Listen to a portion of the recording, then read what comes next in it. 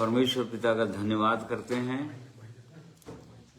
आज के दिन के लिए, जिसे हमारे जीवन में फिर से परमेश्वर ने जोड़ा। और विशेषकर धन्यवाद करते हैं कि आज जबकि इस वर्ष का आखिरी रविवार है, आखिरी रविवार में भी परमेश्वर ने सहायता किया है, वर्ष भर संभाला, अपने पवित्र वचन को ऑनलाइन के माध्यम से बोलने में सहायता किए, और आज भी परमेश्वर ने अवसर दिया है। इसके लिए उस जीवित परमेश्वर का हम धन्यवाद करते हैं, जो लगातार हमारी सहायता करते आ रहे हैं अपने पवित्र वचन के द्वारा, पवित्र आत्मा के द्वारा, और पवित्र आत्मा में बल देने के द्वारा। और लगातार इस वर्ष भर परमेश्वर ने हमें बहुत कुछ सिखाया और हम सीखते ही चले जा रहे हैं, और प्रभु के और नजदीक आने में परमेश्वर ने हमारी सहायता किया है अब तक। इसके लिए हम परमेश्वर का धन्यवाद करते हैं।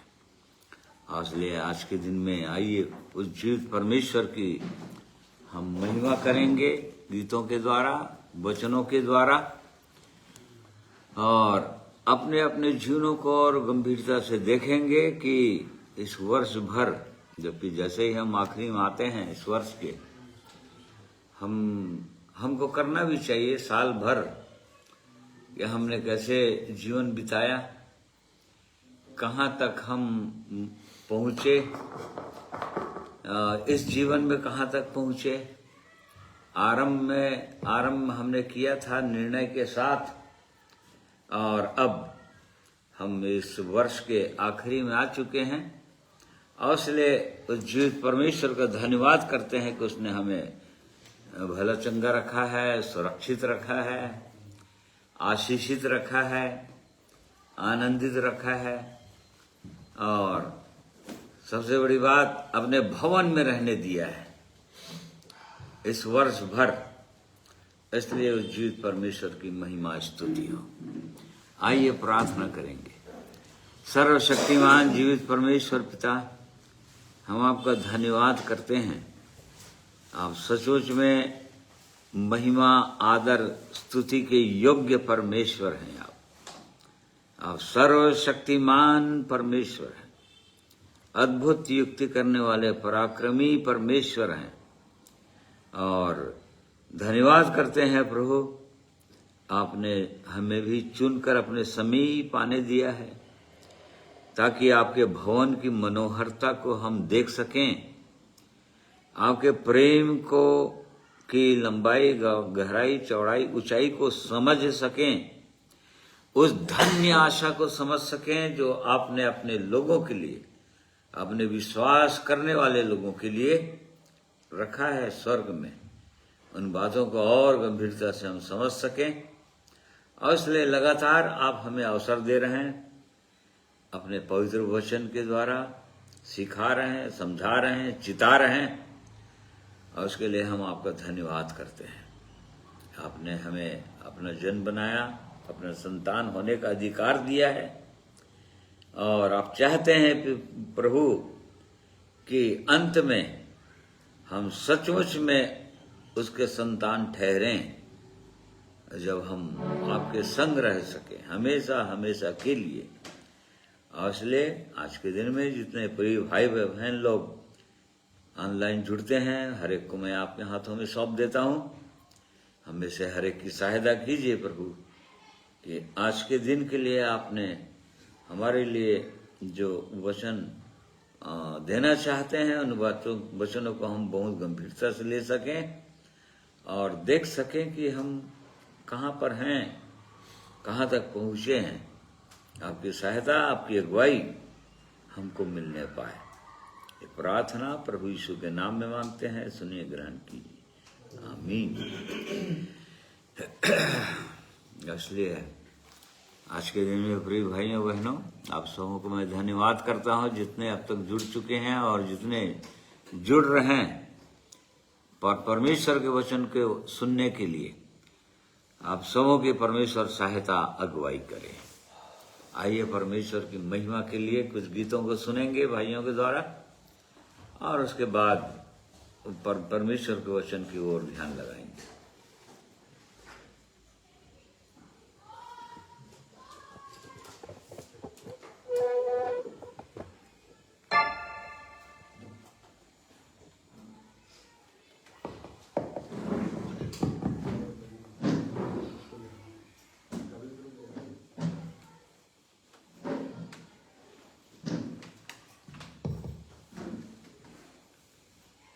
परमेश्वर पिता का धन्यवाद। एक बार फिर से आप सबों को प्रभु यीशु मसीह के नाम से सलाम, जय मसीह की।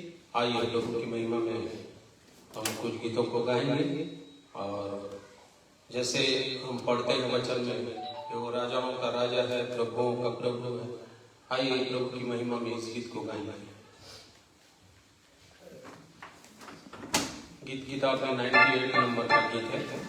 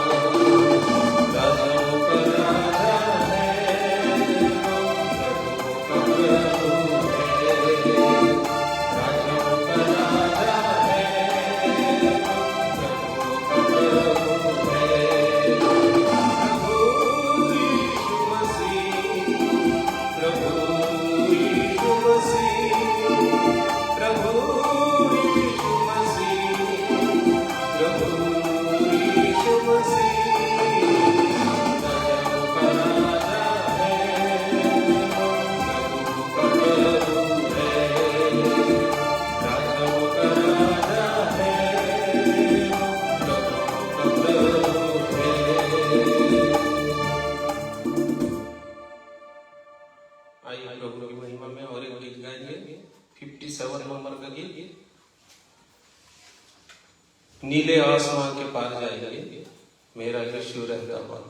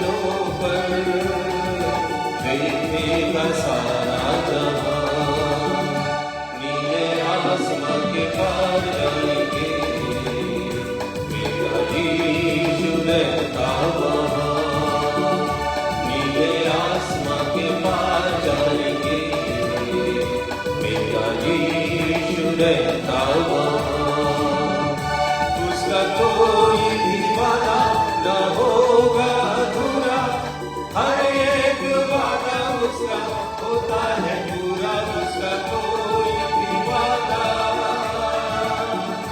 उसका कोई भी वादा न होगा अधूरा, हर एक वादा उसका होता है पूरा। उसका कोई भी वादा,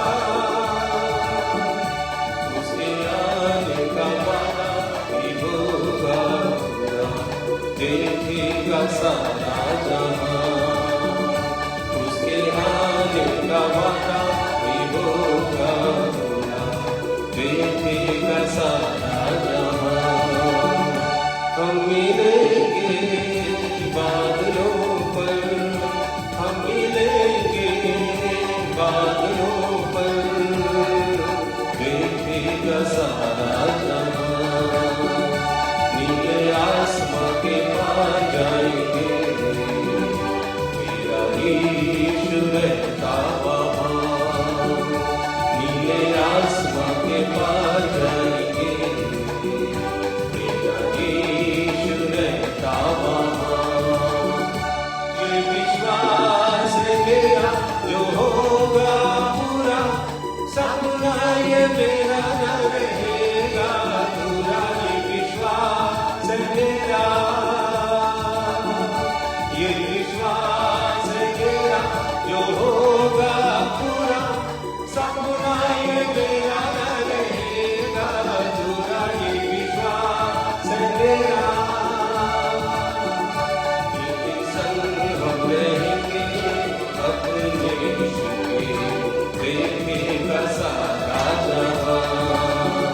फिर संग हम रहेंगे अपने यीशु के, देखेगा सारा जहां।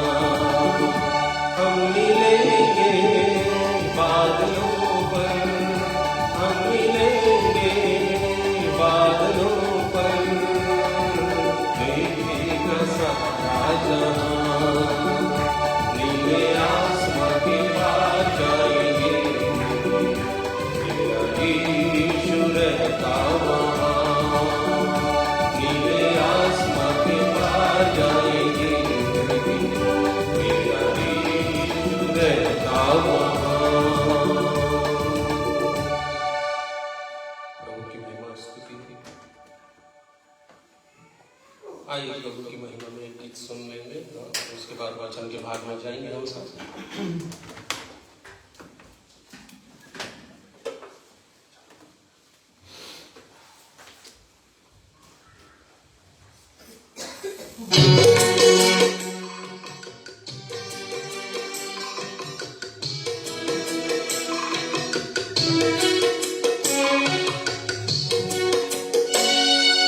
बनके संघर्षों में जब मानव जूझा जाता है, जीवन के संघर्षों में जब मानव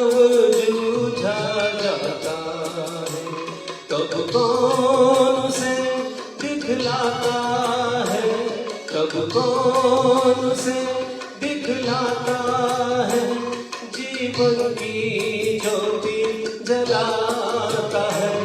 जीवन के संघर्षों में जब मानव जूझा जाता है, जीवन के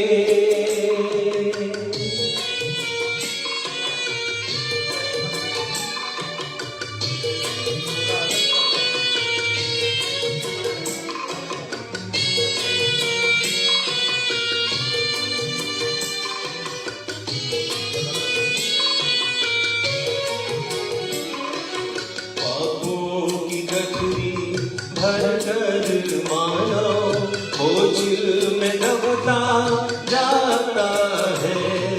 पापों की गठरी भरकर मानव बोझ में दबता जाता है।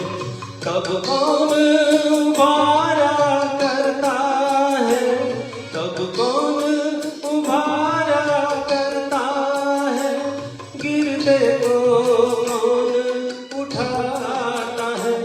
जीवन के संघर्षों में जब मानव जूझा जाता है, जीवन के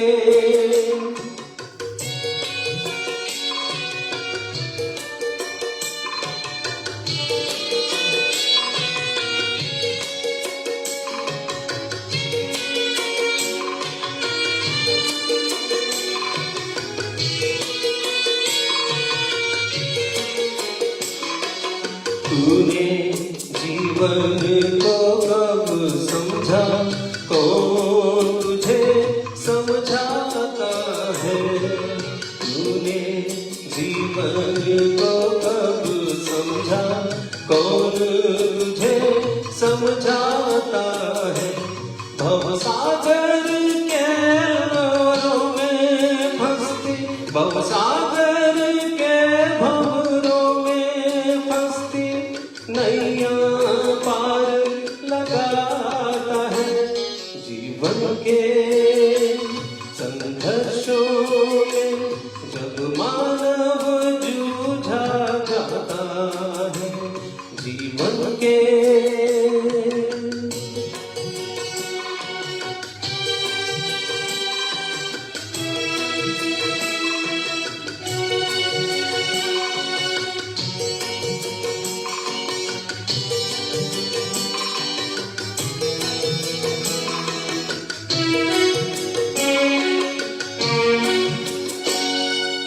यीशु मसीहा है इस जग में जीवन मार्ग दिखाता जो।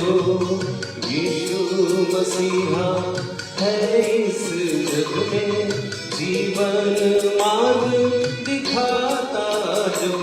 ठोकर जब लगती है तुझको, ठोकर जब लगती है तुझको, वो अपना हाथ बढ़ाता है। जीवन के संघर्षों में जब मानव जूझा जाता है, जीवन के संघर्षों में जब मानव जूझा जाता है, तब कौन उसे दिखलाता है, तब कौन उसे दिखलाता है, जीवन की ज्योति जलाता है।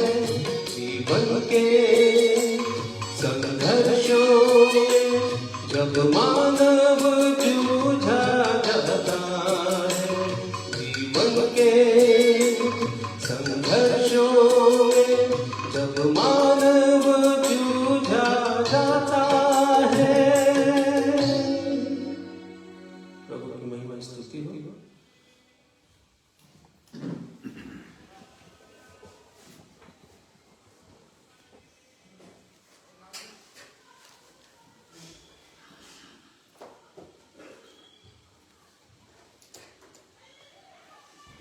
परमेश्वर पिता का हम धन्यवाद करते हैं कि वो हमारा ऐसा सहायक परमेश्वर हैं जो हर संकट में हमारी सहायता करने के लिए तैयार हैं, हमें उठाने के लिए तैयार हैं। एक व्यक्ति को जो एकदम नीचे में है वो बहुत ऊंचाइयों पर ले जाना चाहते हैं।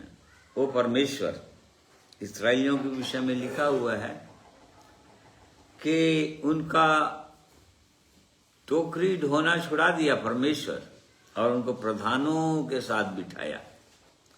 एक व्यक्ति को कहां से घूरे से उठाता है और बहुत ऊंचाइयों के जीवन में पहुंचाता है। ये उसकी इच्छा है। स्वर्गीय स्थानों में बिठाता है, जैसे कि इफिसी दूसरा अध्याय उसका 13 पद से पढ़िए, 12 पद से।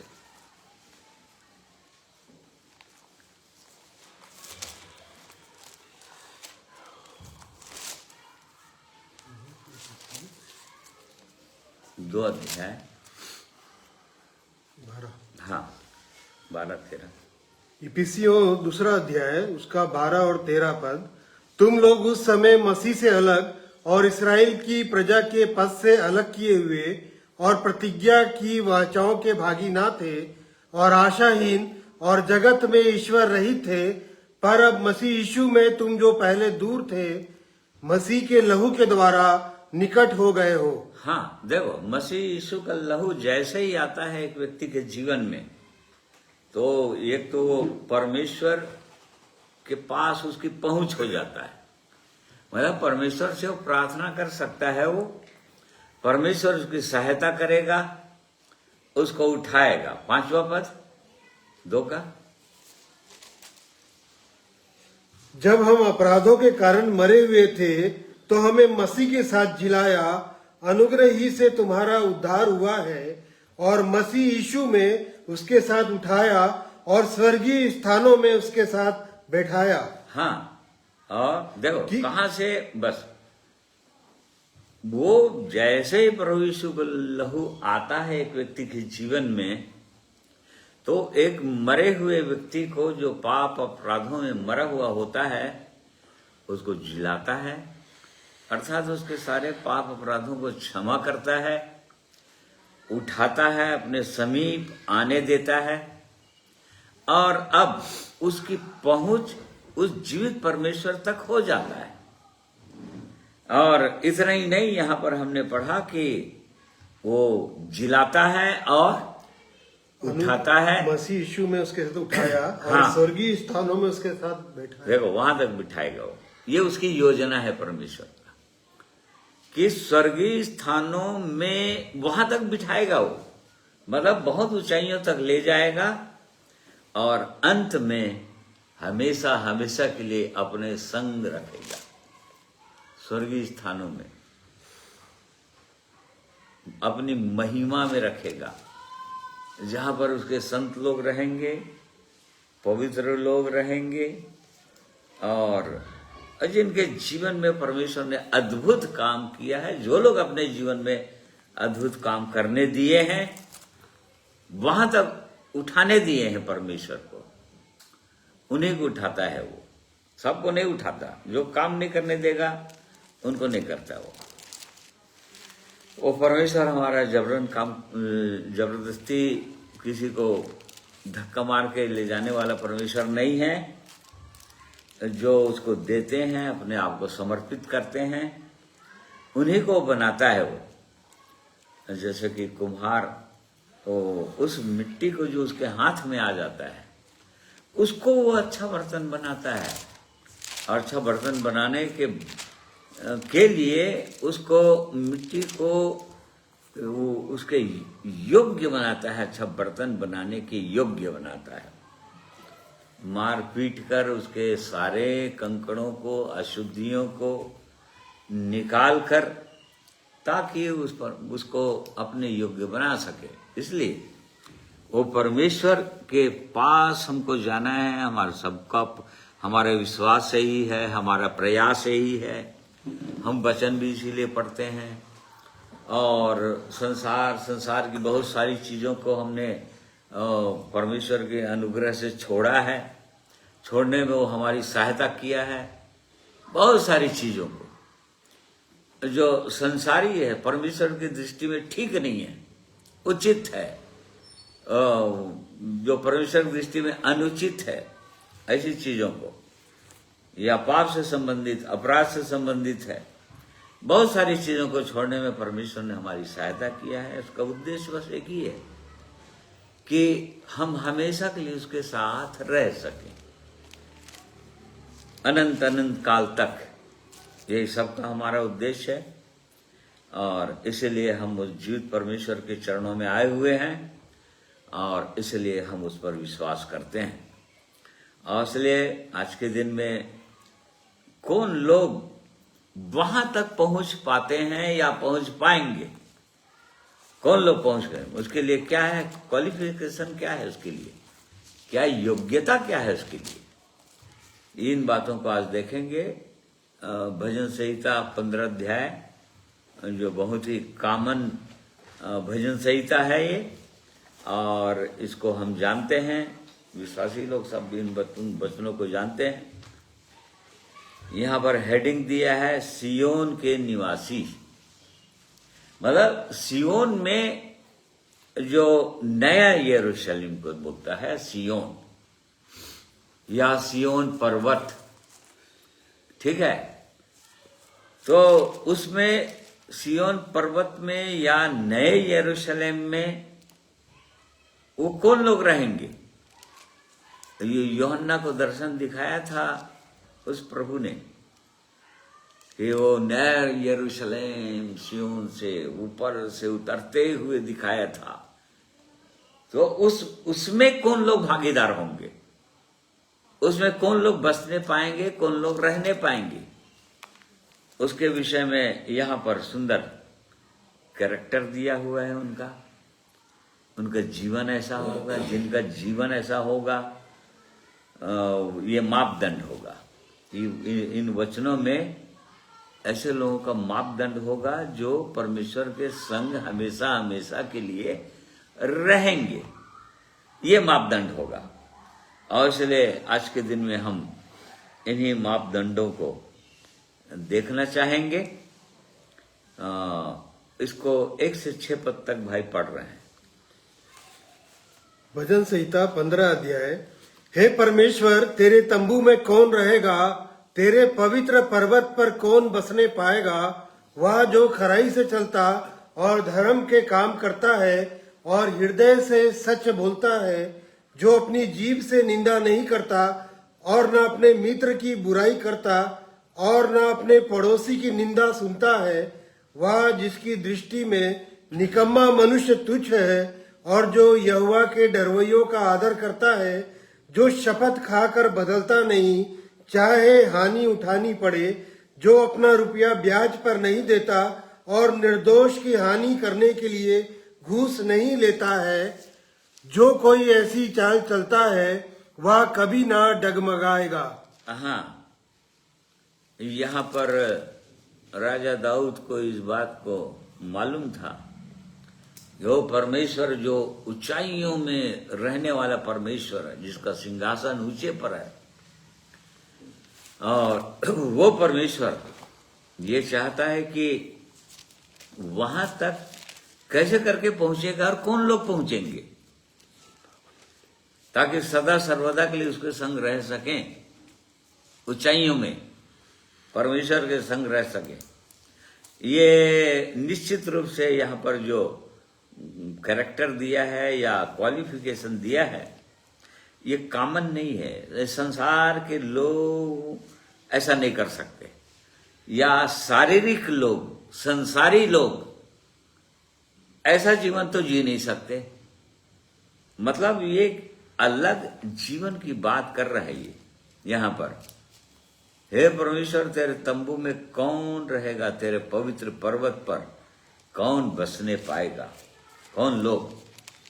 अब यहाँ पर इन वचनों के प्रकाश में हमको अपने आप को भी देखना है कि क्या परमेश्वर, मैं क्या क्वालिफाइड हूं इसके लिए, या क्या मेरे पास ऐसा कैरेक्टर है, ऐसा जीवन है कि मैं सदा आपके साथ रहूंगा, हमेशा हमेशा के लिए ऊंचाइयों के जीवन में, आपके पवित्र पर्वत पर क्या मैं सियोन का निवासी होऊंगा।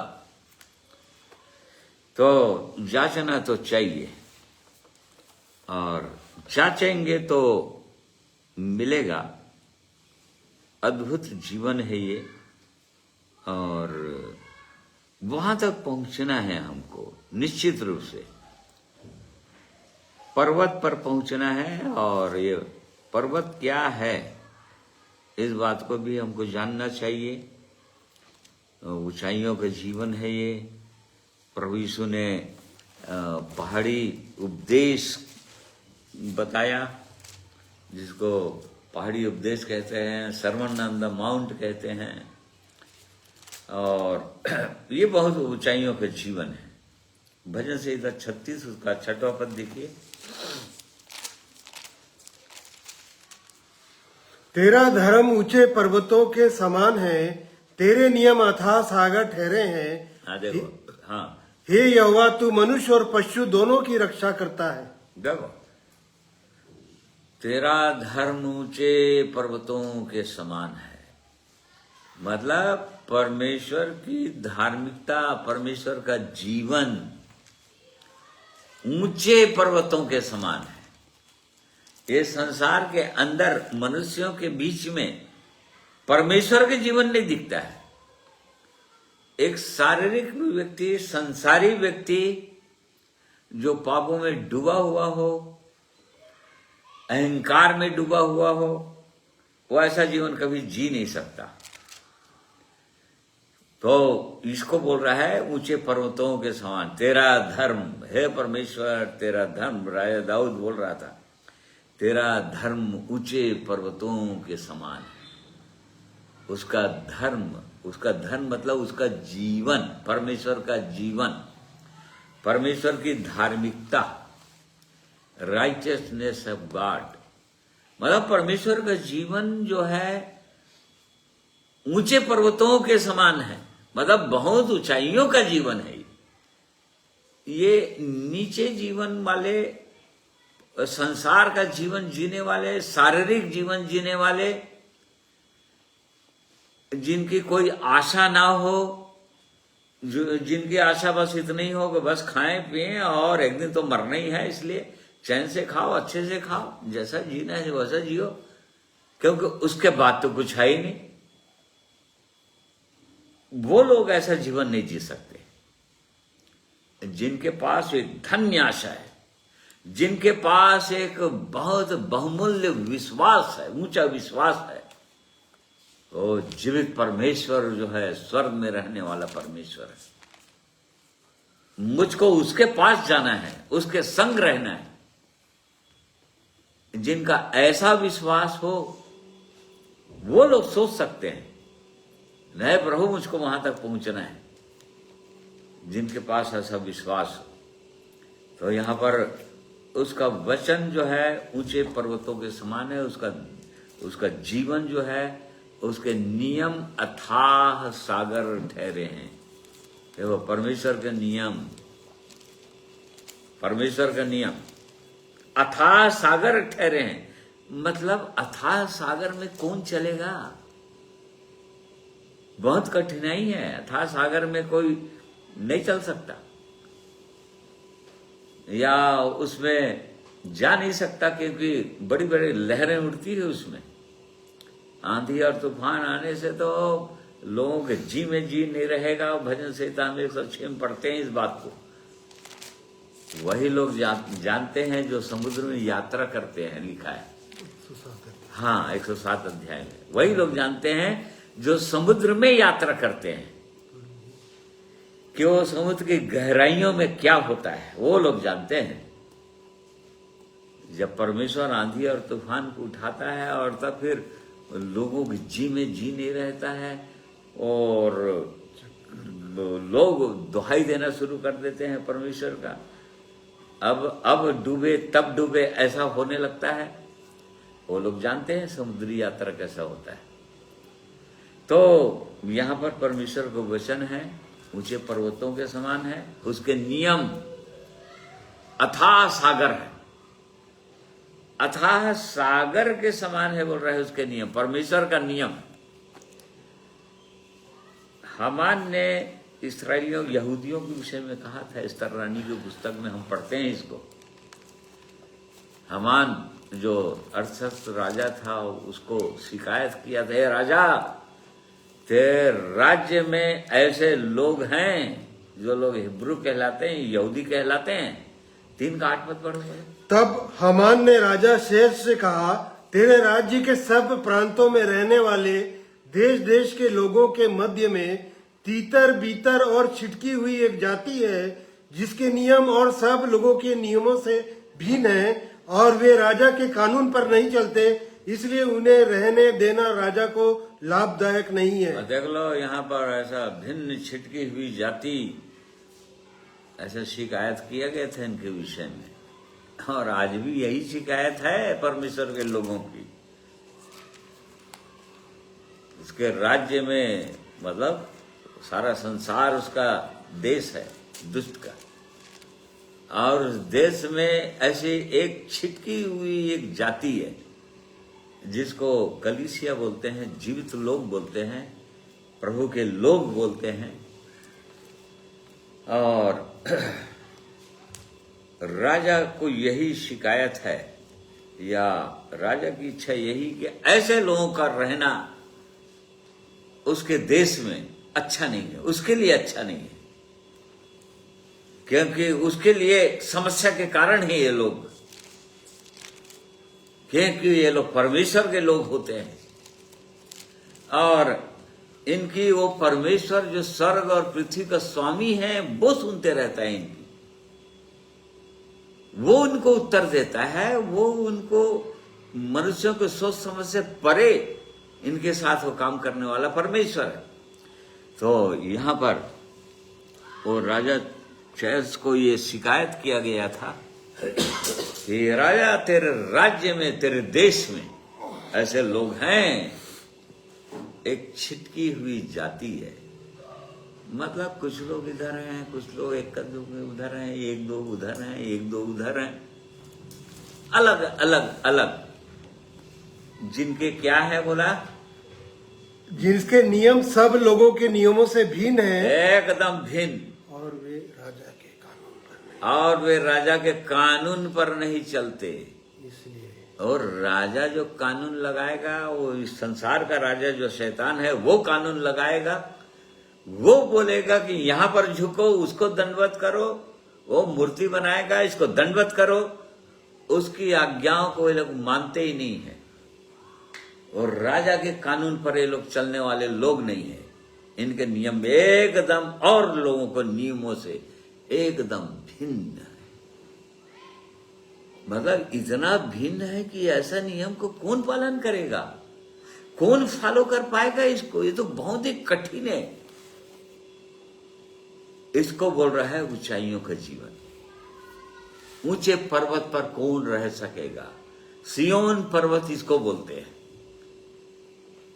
ये लोग रह पाएंगे, हाँ, जो उसके नियम के अनुसार चलेंगे।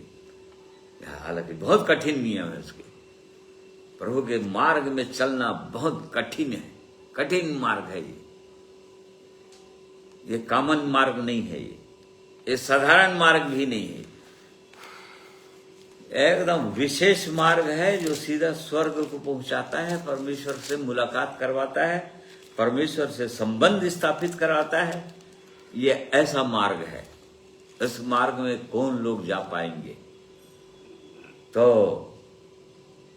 इस परमेश्वर के लोगों को ये पता होना चाहिए। यहाँ पर परमेश्वर का जन राजा दाऊद को इन बातों को पता था, इसी कारण से वो अपने जीवन की बहुत चौकसी करता था। वो क्योंकि उसको ये पता था, यदि ये पता ना रहे एक विश्वासी को, तो वो अपने जीवन की चौकसी करेगा नहीं। वो ऐसे साधारण लोग, संसारी लोग, शारीरिक लोग, उन्हीं के साथ, उन्हीं के सोच विचारों के अनुसार, उन्हीं का साथ जीवन वो जीता रहेगा, क्योंकि सरल मार्ग है, वो चौड़ा मार्ग है, बहुत ही सरल मार्ग है, और उसमें कोई कठिनाई नहीं है, कोई तकलीफ नहीं है, कोई सताव नहीं है, किसी प्रकार की कोई सताव नहीं है।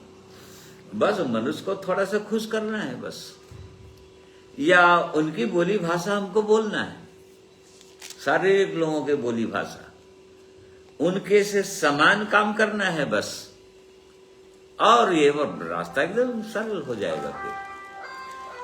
तो देखिए, परमेश्वर का मार्ग इसको बोलते हैं, परमेश्वर का धर्म इसको बोलते हैं, ऊंचाइयों का जीवन इसको बोलते हैं, और जो उसका धार्मिकता, उसका धर्म, परमेश्वर का धर्म, परमेश्वर की धार्मिकता या परमेश्वर का जीवन क्या है। परमेश्वर का धर्म वो अलग अलग जगहों में, बहुत जगह बाइबल के अंदर बताया है परमेश्वर का धर्म क्या है।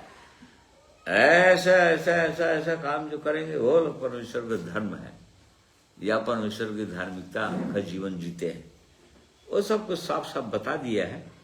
तो इसमें से हम कुछ बातों को ही हम देखेंगे जो हमारे लिए बहुत आवश्यक है देखने के लिए, कि हम देखें, उन जीवनों को देखें। क्यों? क्योंकि वचन में लिखा हुआ है, जब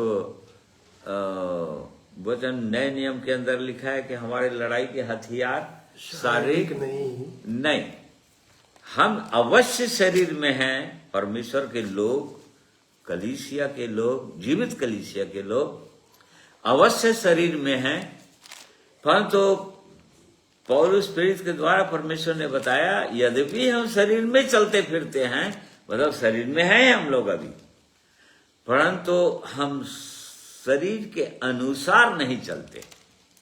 हमको शरीर के अनुसार नहीं चलना है। क्यों? क्योंकि हमको शरीर के अनुसार नहीं चलना है, शरीर के अनुसार लड़ाई नहीं करना है। 10 अध्याय में दिया है, दूसरे को, हाँ 10 अध्याय के 3 पद से। क्योंकि यद्यपि हम शरीर में चलते फिरते हैं तो भी शरीर के अनुसार नहीं लड़ते, क्योंकि हमारी लड़ाई के हथियार शारीरिक नहीं पर गढ़ों को ढा देने के लिए परमेश्वर के द्वारा सामर्थ्य है। हाँ देखिए, मतलब शरीर में हम अवश्य हैं, परंतु लड़ाई हमारी शारीरिक नहीं है। हमारी लड़ाई कैसा है? आत्मिक। तो ये दोनों को कैसे करके समझे? हम शरीर में है लेकिन लड़ाई आत्मिक है। एक उदाहरण से, बाइबल के उदाहरण से हम बहुत अच्छा समझ सकते हैं। निर्गमन 17 अध्याय उसका 10 और 11 पद पढ़िए।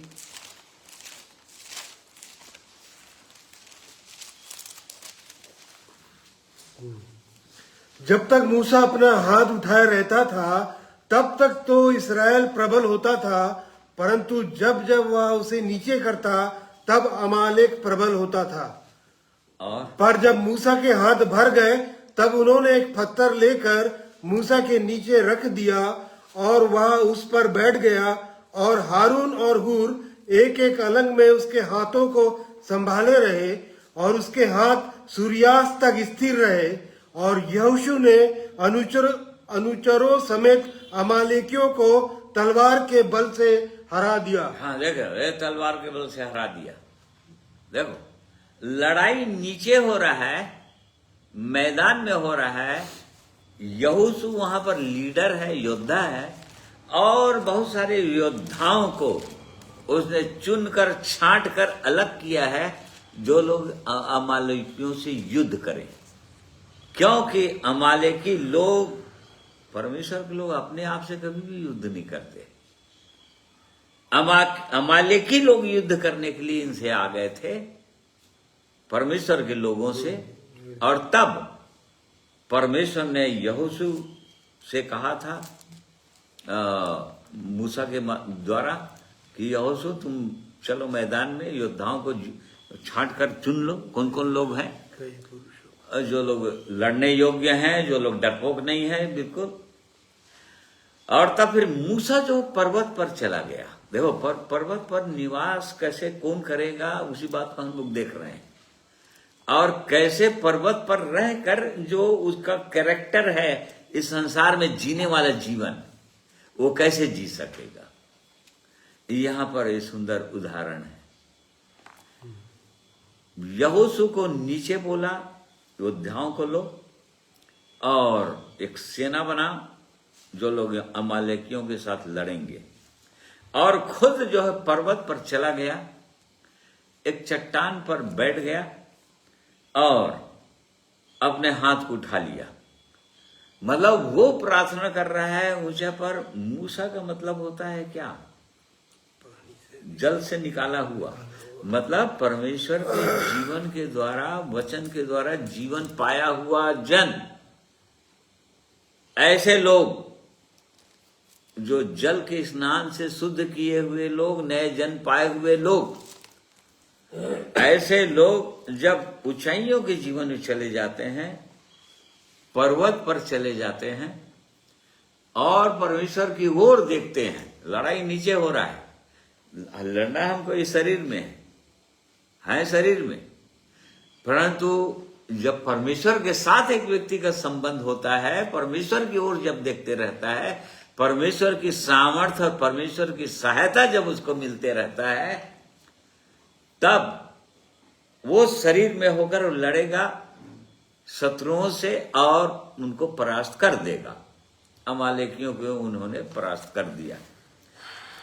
और जब हारून का हाथ भर गया, तब लिखा हुआ है कि मूसा हारून और हूर पढ़ा। हाँ, जब हारून हाँ, और हूर, हारून और हूर भी उसके संग, एक एक अलग उसके हाथों को। हाँ, हारून और हूर का भी अर्थ बहुत सुंदर सुंदर है।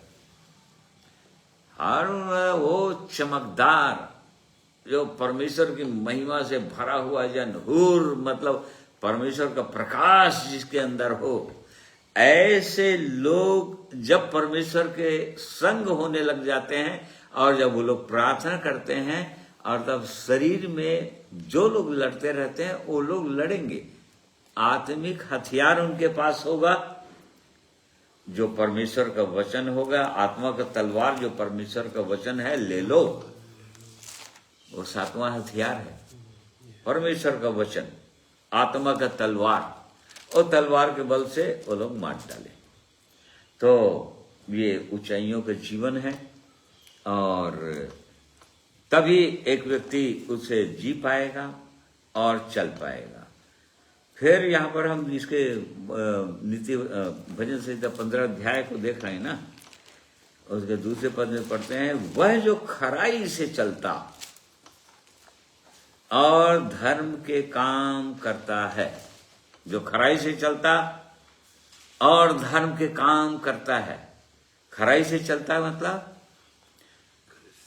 ईमानदारी के साथ चलता है, विश्वास योग्यता के साथ चलता है। खराई से चलना मतलब विश्वास योग्यता, परमेश्वर के प्रति विश्वास योग्यता, अपने प्रति विश्वास योग्यता या अपने प्रति ईमानदार, अपने प्रति ईमानदार, परमेश्वर के प्रति ईमानदार, निर्दोष जीवन, ब्लेमलेस लाइफ, इसको बोलते हैं खराई से चलना, निर्दोष जीवन।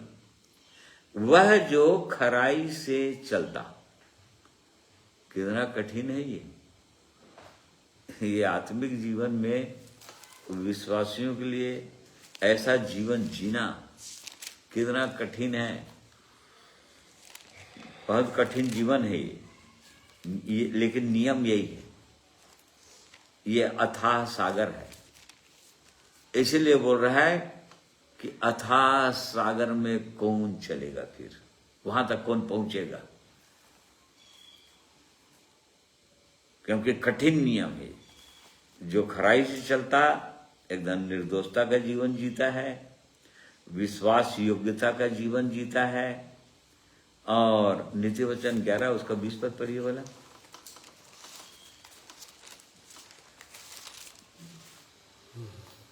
जो मन के टेढ़े हैं उनसे यहोवा घृणा आती है, परंतु वह खरी चाल वालों से प्रसन्न रहता है। देखो, खरी चाल, एकदम खरी चाल वालों से ही वो प्रसन्न होता है परमेश्वर।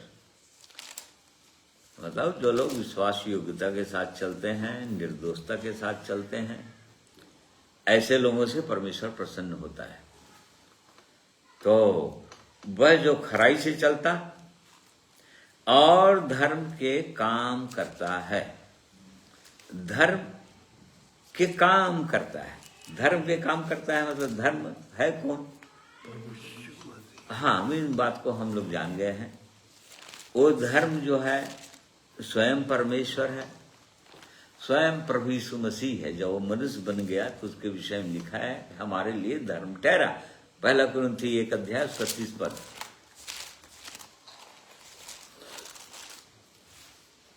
परंतु उसी की ओर से तुम मसीह यीशु में हैं, जो परमेश्वर की ओर से हमारे लिए ज्ञान ठहरा, अर्थात धर्म और पवित्रता और छुटकारा। हाँ, वो हमारी ओर से ज्ञान, धर्म, पवित्रता, छुटकारा सब ठहर गया। ओ प्रभु यीशु स्वयं। तो जो धर्म के काम करता है, धर्म के काम करता है मतलब प्रभु यीशु मसीह के काम करता है, क्योंकि वही धर्म है। जो परमेश्वर का काम करता है वही धर्म है। तो परमेश्वर का काम क्या था? प्रभु यीशु ने करके दिखा दिया। वो परमेश्वर का काम क्या है, वो परमेश्वर क्या काम करना चाहता है। क्योंकि जो काम परमेश्वर को करते देखता था, प्रभु यीशु के विषय में लिखा है, उसने खुद कहा कि वही काम मैं भी करता हूं। जो मैं पिता को करते देखता हूं वो काम मैं करता हूं। जो पिता को बोलते सुनता हूं वही मैं भी बोलता हूं। तो वही काम वो करता है। तो प्रभु यीशु क्या काम करते रहे? हम प्रेरितों का काम 10 अध्याय उसके 38 पद में पढ़ते हैं। परमेश्वर किस रीति से यीशु नासरी को पवित्र आत्मा और सामर्थ से अभिषेक किया, वह भलाई करता और सब को जो शैतान के सताए हुए थे अच्छा करता फिरा, क्योंकि परमेश्वर उसके साथ था। हाँ, देखो, ये प्रभु यीशु का काम था। उसको एकदम शार्ट में जैसे ही उसका अभिषेक हुआ प्रभु यीशु का पवित्र आत्मा के द्वारा, और तब फिर जब वो काम करने लगा या सेवा करने लगा तो क्या करने लगा? उसका अभिषेक हुआ और उसके बाद का काम क्या किया? जितने लोग शैतान के सताए थे, ठीक, ये एक तो भलाई करता फिरा, वो केवल भलाई करता फिरा, मतलब गिरते हुए को उठाया, लंगड़ों को चलाया, अंधों को आंखें दी, और इस प्रकार से उनकी सहायता करता रहा। कैसे एक व्यक्ति को चलना है, कैसे जीना है, कैसे प्रेम करना है, कैसे एक व्यक्ति की भलाई करना है, ये सब भलाइयां हैं। ये कैसे एक व्यक्ति की भलाई करना है जो निराश हो, दुखी हो, पीड़ित हो पूरी रीति से, उसकी भलाई कैसे होगी? क्या है उसके लिए भलाई? ये उसने करके दिखाया। वो भलाई करता फिरा प्रभु यीशु, और जितने लोग शैतान के सताए हुए थे उनको अच्छा करता फिरा। बस यही काम तो किया। जो 3.5 साल तक जो काम किया प्रभु यीशु ने, यही काम किया, और यही काम हमको भी करना है। एक व्यक्ति को जिनका संबंध उस परमेश्वर के साथ हो गया हो, या जिनका अभिषेक हो गया हो पवित्र आत्मा के द्वारा, उनको यही काम करना है। उनको भी भलाई करना है, क्योंकि भलाई करने के लिए बोलता है परमेश्वर वचनों में, अलग अलग जगहों में। हाँ, भला करो, तुम भलाई करो, क्योंकि भलाई के लिए तुम बुलाए गए हो। और भलाई यही है कि जो प्रभु यीशु ने जो किया वही करना है। भलाई करता रहा, और जितने लोग शैतान के सताए हुए थे, आज शैतान के सताए हुए लोग जिनसे मिलोगे वह लगेगा वो शैतान का सताया हुआ है। जिनसे भी बात करोगे शैतान कहीं न कहीं उसको सता रहा है, किसी न किसी क्षेत्र में सता रहा है, उसको तंग कर रहा है, उसको अशांत करके रखा हुआ है, उसको किसी न किसी बात के लिए बड़े परेशान है, वो चिंतित है, दुखी है, इस प्रकार से वो सता रहा है। उसका काम है सताना। वो विरोधी है, परमेश्वर का विरोधी है, इसलिए सता रहा है। तो ये धर्म का काम है और यही काम हमको भी करना है। यदि हमको उसके निवास स्थान में प्रवेश करना है तो, यदि सिय्योन पर्वत पर हमको भी रहना है तो, ऊंचाइयों का जीवन जीना है तो ये काम करना पड़ेगा, हमको जांचना पड़ेगा, ऐसे चलना पड़ेगा, ऐसे काम करना पड़ेगा। और हृदय से सच बोलता है, देखो, जो हृदय से सच बोलता है, जो खराई से चलता है, जो धर्म के काम करता है, जो हृदय से सच बोलता है, हृदय की सच्चाई, क्योंकि परमेश्वर जो है हृदय की सच्चाई, हाँ पढ़ो। देख, तू हृदय की सच्चाई से प्रसन्न होता है और मेरे मन ही मन में ज्ञान सिखाएगा। जब हृदय की सच्चाई से प्रसन्न होता है वो परमेश्वर, और ज्ञान इधर ही सिखाएगा, अंदर हृदय में ही सिखाएगा ज्ञान। हृदय की सच्चाई से प्रसन्न होता है और हृदय में ही ज्ञान सिखाएगा।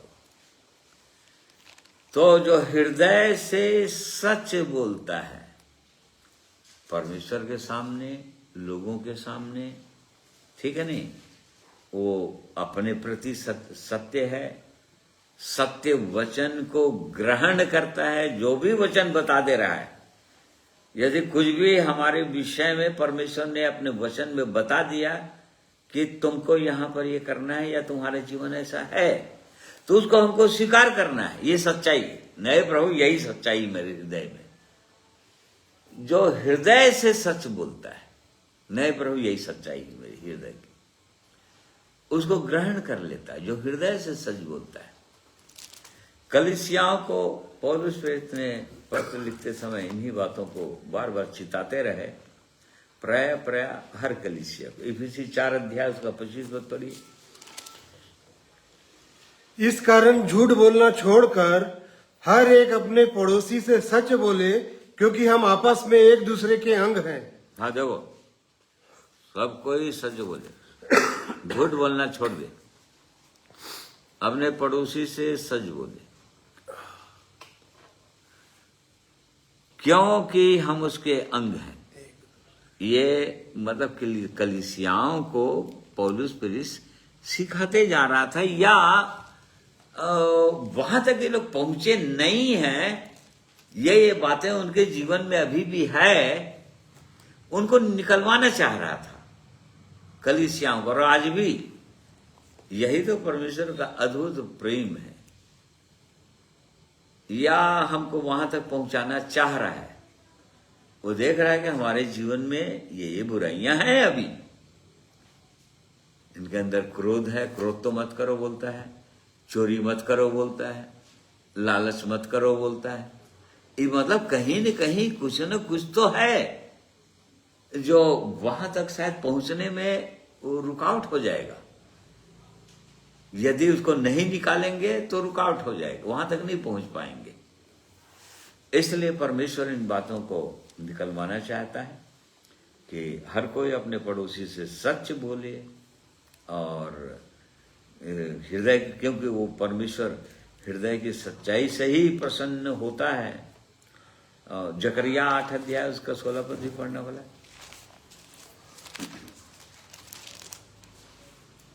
जो जो काम तुम्हें करना चाहिए वे ये हैं: एक दूसरे के साथ सत्य बोला करना, अपनी कचहरियों में सच्चाई का और मेल मिलाप की नीति का न्याय करना, और अपने अपने मन में एक दूसरे की हानि की कल्पना ना करना, और झूठी शपथ से प्रीति ना रखना, क्योंकि इन सब कामों से मैं घृणा करता हूँ। यहोवा की यही वाणी है। हाँ देखो, परमेश्वर अपने लोगों को हमेशा ये चिताते आ रहे हैं, समझाते आ रहे हैं कि ये नहीं करना, क्योंकि इन सब चीजों से मैं घृणा करता हूं।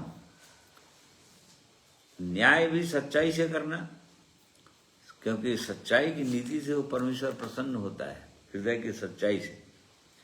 और इसलिए तो इन बातों को बहुत गंभीर होकर सोचना, फिर उसके बाद और जो क्वालिफिकेशंस है हम एक साथ डिटेल में नहीं जा पाएंगे। जो अपनी जीभ से निंदा नहीं करता, जीभ बहुत खतरनाक अंग है, हम सब लोग जान रहे हैं। परमेश्वर के वचन में जीभ के विषय में बहुत खतरनाक वचन है। जीभ को अधोलोक से तुलना किया है, वो आग से, अधोलोक की आग से तुलना किया है। जहर, सांप के भयंकर वाला जहरीले सर्प से, उसके जहर से तुलना किया है। हाँ, कि मनुष्य का जीव इतना जहरीला है जो विनाश कर देता है। इसे तो यहां पर बोल रहा है कि जो अपनी जीभ से निंदा नहीं करता। जीभ की मतलब चौकसी करना है, बहुत ज्यादा चौकसी करना पड़ेगा। परमेश्वर के लोगों ने बार बार इन बातों को चाहे अपनी जीभ की चौकसी कर, इसे छल की बातें ना निकले। इसे छल की बातें मतलब झूठी बातें, धोखा वाली बातें। छल मतलब जो सच्चाई है वो नहीं बोलकर या उसको नहीं दिखाकर, जो सत्य नहीं है, जो सच्चाई नहीं है, उन बातों को बोलना, उसको बोलते हैं छल की बातें। जो कोई वचन निकाल लिया भाई, वही वाला। हाँ पढ़ो। वह कौन मनुष्य है जो जीवन की इच्छा रखता और दीर्घायु चाहता है, ताकि भलाई देखे, अपनी जीभ को बुराई से रोक रख और अपने मुंह की चौकसी कर कि उससे छल की बातें ना निकले। हाँ देखो, कितनी चौकसी करना पड़ेगा। ये परमेश्वर के जन बोल रहे हैं, क्योंकि उसी को परमेश्वर ने प्रकाशन दिया कि देखो ऊंचे पर्वतों पर ऐसे ही लोग रह पाएंगे, ऐसे ही लोग जा पाएंगे हमेशा के लिए, उस जीव परमेश्वर के संग रह पाएंगे। और इसलिए बार बार उसने चिताया, अपनी जीभ से निंदा नहीं करना, अपनी जीभ की चौकसी करना, और ना अपने मित्र की बुराई करता है। बुराई नहीं करना, बिल्कुल बुराई से परमेश्वर घृणा करता है। बुराई से दूर रहने के लिए बोलता है। बहुत, इसके लिए भी बहुत सारे वचन हैं कि बुराइयों से एक व्यक्ति को दूर करता है, और न अपने पड़ोसी की निंदा सुनता है। अपने पड़ोसी की भी निंदा नहीं सुनता। इन बातों को हम लोग जल्दी जाएंगे, फिर उसके बाद एक दो वचन और देखेंगे। जो शपथ खाकर बदलता नहीं, हाँ, जो जिसकी दृष्टि में निकम्मा मनुष्य तुच्छ है, और जो यहोवा के डरवैयों का आदर करता है, जो लोग परमेश्वर का भय मानते हैं, उनके लिए उनके हृदय के अंदर आदर है, क्योंकि लोग परमेश्वर के लोग हैं, परमेश्वर का भय मानते हैं, इसलिए। और जो लोग जिनकी दृष्टि में निकम्मा मनुष्य तुच्छ है, मतलब वो जानते हैं कि इनसे क्या भय खाना, या इनका क्या इनको महत्व देना, इनको भय नहीं खाना। अच्छा उदाहरण जो है वो हामान का है, मुर्दकै और हामान का। हामान जो है, मुर्दकै जो है, हामान जो है, वो बहुत ऊंचा व्यक्ति था। वो तो राजा का नेक्स्ट था, नेक्स्ट पावर था, वो नेक्स्ट राजा बनने वाला था वो। परंतु ये परमेश्वर का जन था मुर्दकै, और जैसे ही उसके गुजरता था, क्योंकि वो जानता था ये दुष्ट व्यक्ति है, बहुत ज्यादा दुष्ट व्यक्ति है, मुर्दकै को पता था, इसलिए उसने उसकी कोई चिंता नहीं करता, कोई परवाह नहीं करता, उसके सामने झुकता भी नहीं, उसको सलाम भी नहीं करता था, क्योंकि दुष्ट व्यक्ति है। और ऐसे व्यक्ति यहाँ पर इस उदाहरण में हम इसको फिट कर सकते हैं, या उदाहरण के रूप में हम उसको देख सकते हैं मुर्दकै के जीवन को। वह जिसकी दृष्टि में निकम्मा मनुष्य तुच्छ है, और जो यहोवा के डरवैयों का अर्थात परमेश्वर के भय मानने वालों का आदर करता है, जो शपथ खाकर बदलता नहीं, चाहे हानि उठाना पड़े। देखो, एक बार व्यक्ति शपथ खा लिया, बहुत सारे लोग इस जीवन में आ जाते हैं, निर्णय कर लेते हैं। बहुत सारे लोग इमोशनली निर्णय कर लेते हैं, भावुकतावश निर्णय कर लेते हैं, नहीं हम प्रभु यीशु मसीह के पीछे चलेंगे और हम दुख उठाएंगे, मरने के लिए हम तैयार हैं, प्रभु यीशु के साथ चलने के लिए तैयार हैं, हानि उठाने के लिए तैयार हैं, सताव सहने के लिए तैयार हैं, कर लेते हैं निर्णय। परंतु जब समय आता है तब मुकर जाते हैं। जो शपथ खाकर बदलता नहीं, चाहे हानि उठाना पड़े। देखो, इसका मतलब प्रभु यीशु ने एक व्यक्ति को कहा था जो उसके पीछे चलने की इच्छा जाहिर किया था, जो कोई हल पर हाथ रखकर पीछे देखता है वो मेरे योग्य नहीं है।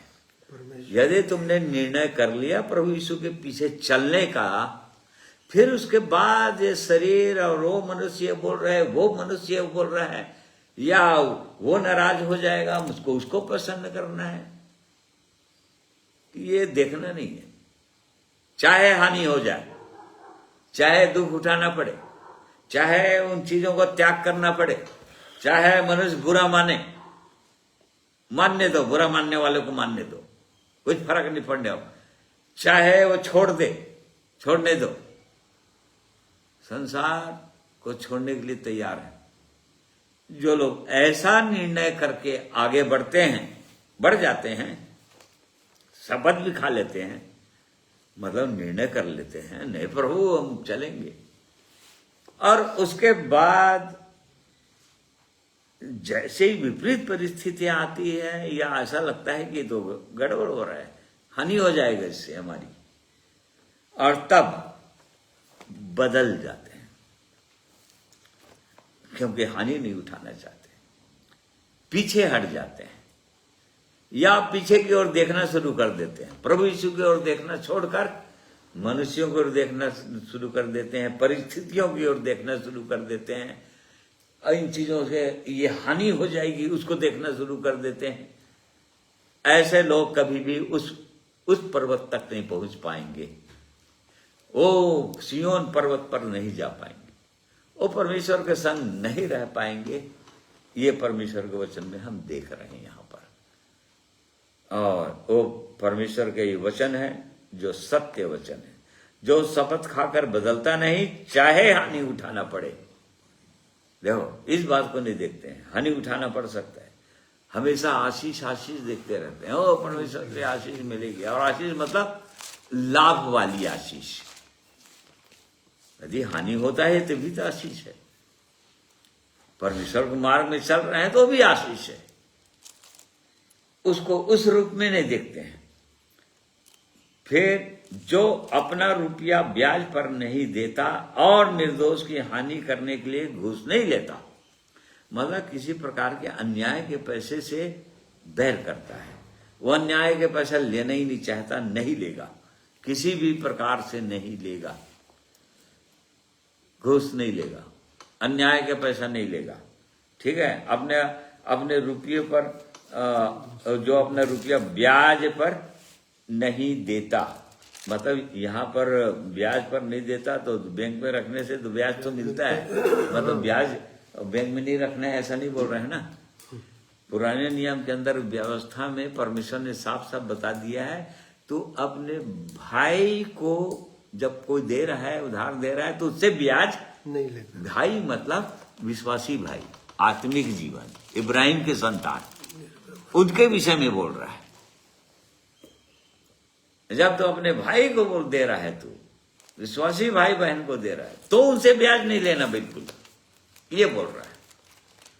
यहां पर ये क्लियर हो गया, और नहीं तो इसमें विवाद हो जाएगा, सोचने लग जाएंगे तो फिर इसे भी तो ब्याज मिल रहा है, उसे भी ब्याज नहीं। जो अपना रुपया ब्याज पर नहीं देता और निर्दोष की हानि करने के लिए घूस नहीं लेता। जो किसी प्रकार से घूस नहीं लेगा, ब्राइबरी से घृणा करता है, जो कोई ऐसी चाल चलता है वो कभी नहीं डगमगाएगा। देख लो, बहुत से लोग डगमगा जाते हैं ना विश्वास में, बहुत से लोग गिर जाते हैं, बहुत लोग ठोकर खा जाते हैं। अरे हम ठोकर खा गए ऐसा बोल देते हैं। अरे उनके जीवन को हम देखे, हम ठोकर खा गए। अरे उनके जीवन को तुम क्या देखे भाई? कहीं पर लिखा है क्या बाइबल में उनके जीवन को देखना? यदि किसी मनुष्य के जीवन को देखना ही है तो एक जन ने कहा है बस, पौलुस ने, देखना ही तो मेरे जीवन को देख लो ना। उसके भी जीवन को देखेंगे तो भी ठोकर नहीं खाएंगे। या तो परमेश्वर के वचन में वो परमेश्वर की ओर देखते हुए चलो लिखा है, सिद्ध करने वाले यीशु की ओर देखते हुए चलो बोल रहा है। किसी मनुष्य को देखोगे तो ठोकर खा रहे हो तुम, अपने कारण से ठोकर खा रहे हो भाई। वो तो परमेश्वर बोल ही नहीं रहा है किसी मनुष्य को देखकर चलो। हाँ, उस मनुष्य को अच्छे बोल रहा है कि तुम्हारे जीवन से कोई ठोकर ना खाने पाए, नहीं तो उसका लेखा तो मैं तुमसे लूंगा बोल रहा है। हाँ, उस मनुष्य को जरूर बोल रहा है परमेश्वर, परंतु हर विश्वासी को, किसी भी विश्वासी को ये नहीं बोल रहा है कि तुम किसी मनुष्य को देखकर चलो। अब किसी मनुष्य को देखकर चलेगा तो ठोकर तो खाएगा ही, डगमगाएगा ही। तो लेकिन जो लोग ऐसा जीवन जीते हैं वो लोग कभी भी ठोकर नहीं खाएंगे, ये परमेश्वर की वचन में प्रतिज्ञा है। अब एक दो वचन और देखते हैं। वहां तक पहुंचना ही है हमको, और परमेश्वर के जन लोग, जो लोग ठान लेते हैं, जैसे कि यहाँ पर एक राजा भजनकार, हम एक भजन को देखेंगे 43 अध्याय, उसका 3 पद। अपने प्रकाश और अपनी सच्चाई को भेज, वे मेरी अगुवाई करे, वे ही मुझको तेरे पवित्र पर्वत पर और तेरे निवास स्थान में पहुंचाए। हाँ देखो, यहां पर अपने प्रकाश और अपनी सच्चाई को भेज, ये कौन किनकी प्रार्थना है ये? निर्वासित व्यक्ति की। हाँ नहीं, यहाँ पर दिया हुआ उनका है। हाँ 42, हाँ अब 42 अध्याय का प्रधान बजाने वाले के लिए कोरह वंशियों का मस्कोल।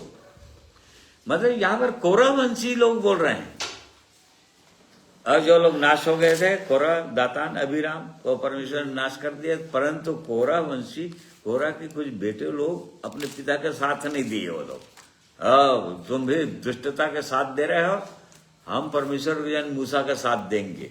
देखो, अपने पिता के साथ नहीं दिए थे वो लोग, और इसी कारण से वो लोग बच गए थे। हालांकि उसके वंशज के लोग थे, परंतु अब वो लोग इन बातों को समझ रहे हैं, और इसलिए क्या बोल रहे हैं? अपने प्रकाश और अपनी सच्चाई को भेज, वे मेरी अगुवाई करें, वे ही मुझको तेरे पवित्र पर्वत पर और तेरे निवास स्थान में पहुंचाएं। देखो, उसका प्रकाश की आवश्यकता है, परमेश्वर के प्रकाश, परमेश्वर की सच्चाई, सच्चाई को भेज, क्योंकि वो वही अगुवाई करेंगे। मतलब वहां तक वो लोग पहुंचा देंगे मुझको। परमेश्वर का प्रकाश नहीं रहेगा मेरे पास तो परमेश्वर का प्रकाश कहां से पाएंगे? अपने प्रकाश और अपनी सच्चाई को भेज, और उसका वचन प्रकाश है। तेरे वचन के खुलने से प्रकाश होता है, हो जाता है। ये प्रकाश मतलब अपने वचन को जब तक परमेश्वर ना बताए हमको, जब तक हम परमेश्वर के वचन की ओर ध्यान न दें और परमेश्वर की सच्चाई को न जाने, रियल लाइफ मतलब प्रभु यीशु परमेश्वर के जीवन को जी कर दिखा दिया। सबसे पहले वो सच्चाई को भेज, अपने प्रकाश और अपनी सच्चाई को भेज, अर्थात परमेश्वर का वचन जो प्रकाश है पवित्र आत्मा जो प्रकाश है और स्वयं प्रभु यीशु पवित्र आत्मा का जीवन, ये जब तक एक विश्वासी की अगुवाई नहीं करेगा वो कभी भी उसके पर्वत तक पहुंच नहीं सकता। इसलिए यहां पर ये परमेश्वर के लोग इन बातों को बोल रहे हैं, तेरे प्रकाश, अपने प्रकाश और अपनी सच्चाई को भेज, वे मेरी अगुवाई करें, वे ही मुझको तेरे पवित्र पर्वत पर और तेरे निवास स्थान में पहुंचाएं। देखो वो ये लोग पहुंचा देंगे। उसकी अगुवाई चाहिए, परमेश्वर का अगुवाई चाहिए, परमेश्वर को वचन चाहिए, हमको परमेश्वर का वचन चाहिए, पवित्र आत्मा की अगुवाई चाहिए, हर समय अगुवाई चाहिए। पवित्र आत्मा हमको बोलना चाहिए, पवित्र आत्मा हमसे बातें करना चाहिए, हमको कायल करना चाहिए, हमारे पापों को उसको दिखाना चाहिए हर समय। नहीं, तुम्हारे जीवन में ये यहां पर गड़बड़ है, इसको ठीक करो। और उस सच्चाई को हमको हृदय से स्वीकार करना चाहिए कि नहीं प्रभु, आपने दिखाया यहां पर अपने वचन के द्वारा, और यहां पर ये सच्चाई मेरे हृदय में है प्रभु। जो लोग ऐसा ग्रहण करते हैं, करेंगे, वो लोग वहां तक पहुंचेंगे, और नहीं तो नहीं पहुंच पाएंगे। और क्योंकि स्वीकार तो वही करेगा परमेश्वर, और बहुत सारे वचन हैं इससे संबंधित। स्वीकार तो वही पर करेगा परमेश्वर, और नहीं तो जो लोग उसकी शरण लेंगे। यशायाह 57 अध्याय उसका 13 पद पढ़ेगा, 13 का आखिरी 2 लाइन पढ़ी वाला। 57 का 13। हाँ, परंतु जो मेरी शरण लेगा वह देश का अधिकारी होगा और मेरे पवित्र पर्वत का भी अधिकारी होगा। देखो, जो लोग परमेश्वर के शरण लेते हैं, जो लोग उसके चरणों में रहते हैं, या जो लोग उसके छाया में रहते हैं, या परमेश्वर जिनकी अगुवाई करते रहे, या उसकी सुरक्षा में बने रहते हैं, जो लोग, वही लोग उस पवित्र पर्वत पर पहुंचेंगे, और वही लोग उसके देश के अधिकारी भी होंगे। तो इन बातों को हमको जानना ही चाहिए, और परमेश्वर की यही इच्छा है कि इन बातों को हम जानें। और इसी का 24 अध्याय भी पढ़ लेते हैं, 3 और 4 पद, भजन संहिता। यहोवा के पर्वत पर कौन चढ़ सकता है और उसके पवित्र स्थान में कौन खड़ा हो सकता है? जिसके काम निर्दोष और हृदय शुद्ध है, और जिसने अपने मन को व्यर्थ बात की ओर नहीं लगाया और ना कपट से शपथ खाई है। देखो, यहाँ पर भी बोल रहा है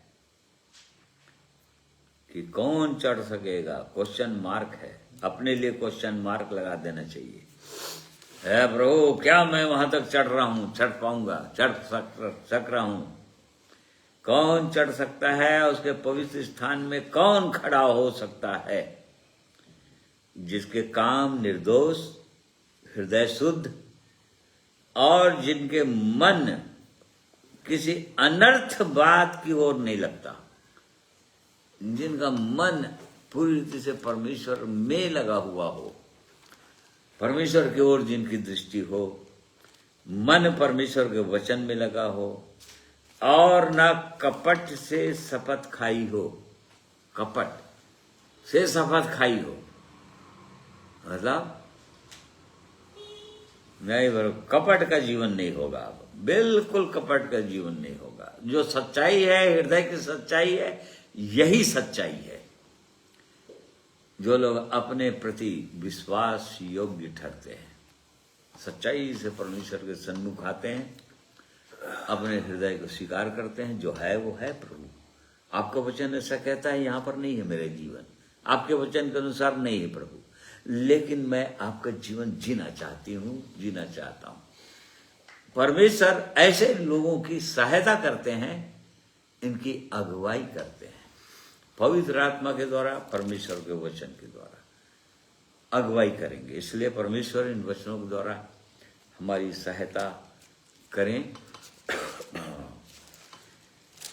आइए एक गीत सुनेंगे आखिरी में और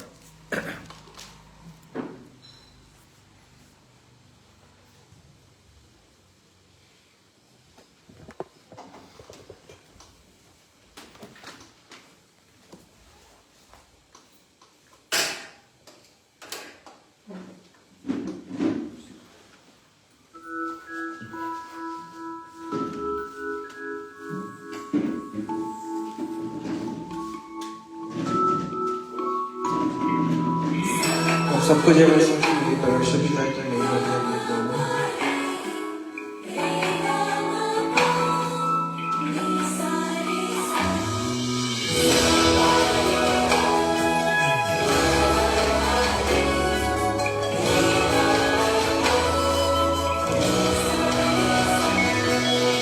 यीशु तेरे करीब आने से जिंदगी मेरी बदल गई।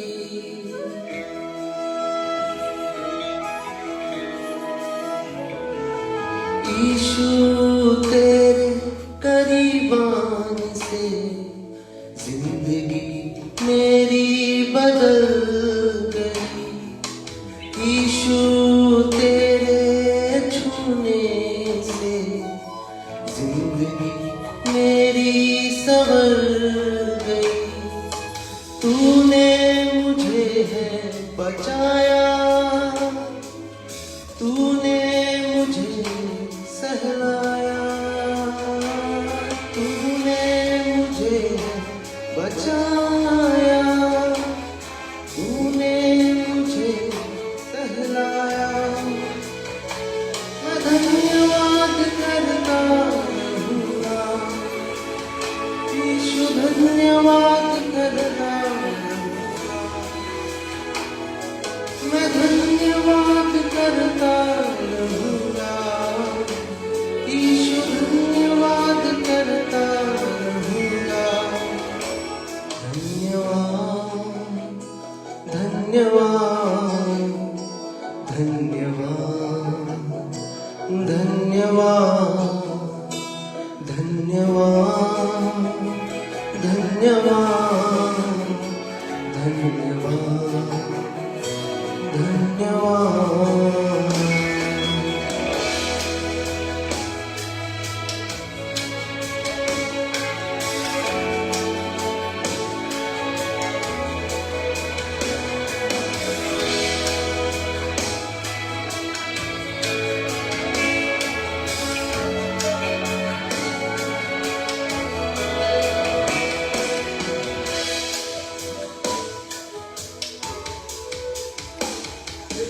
मैं जो पापों में डूबा हुआ था और जो तुझसे दूर हुआ था,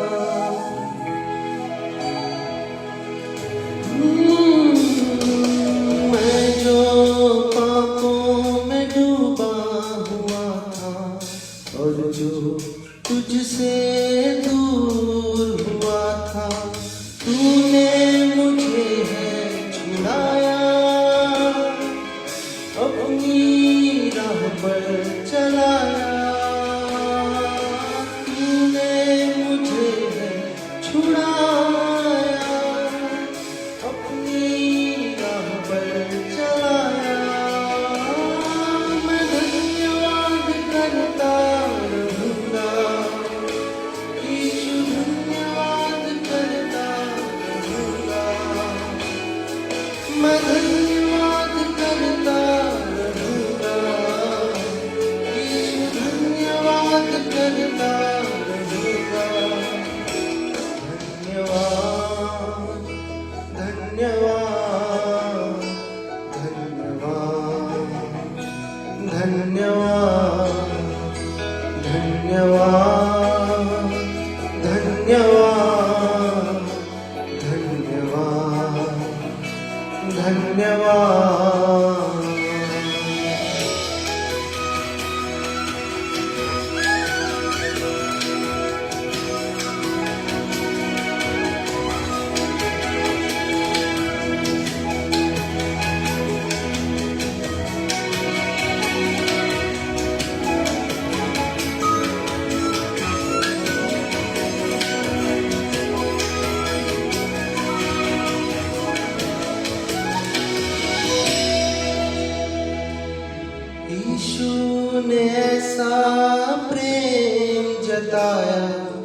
मुझको अपना बेटा बनाया।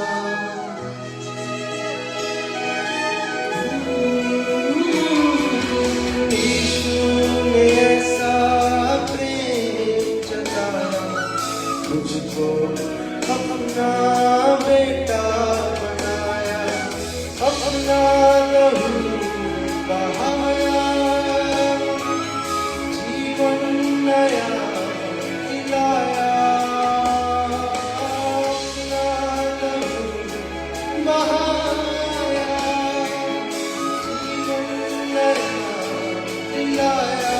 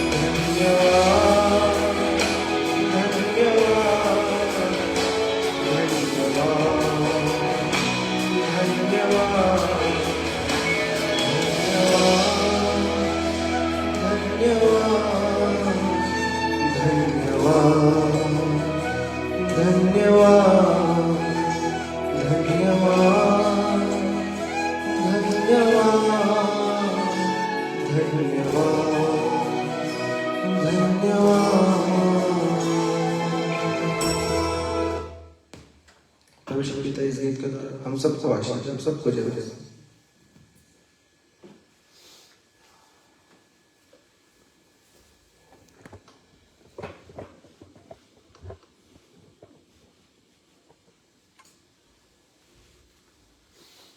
आइए प्रार्थना करेंगे।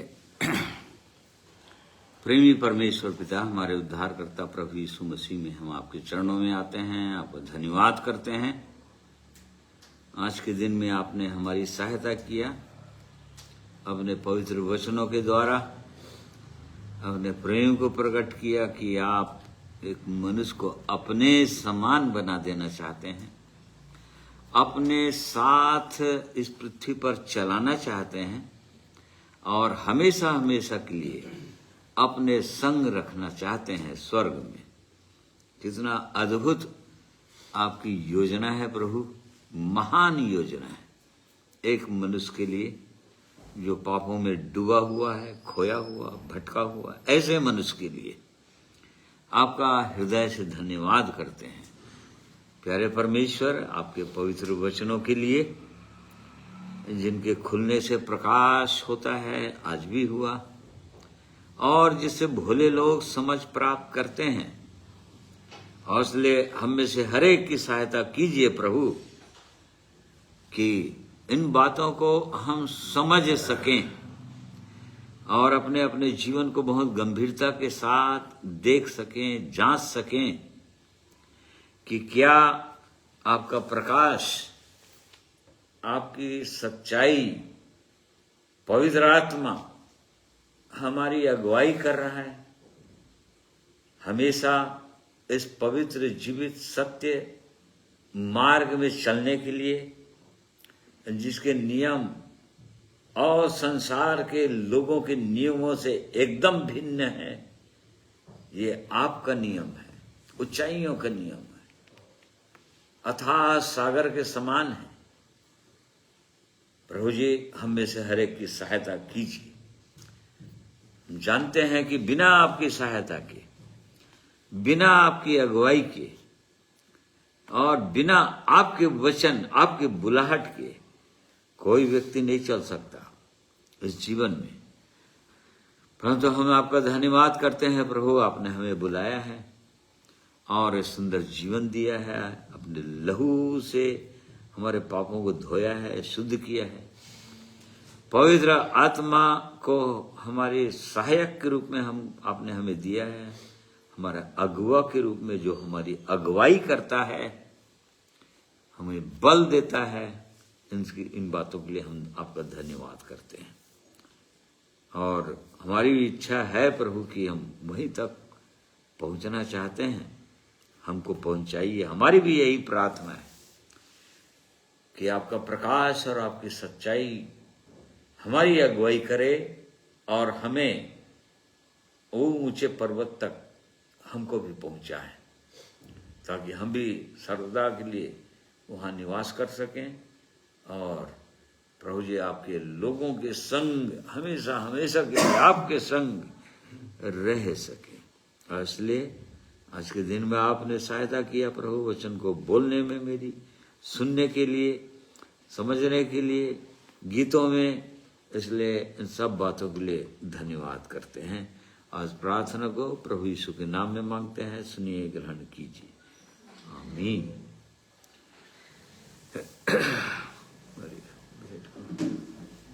लायक है।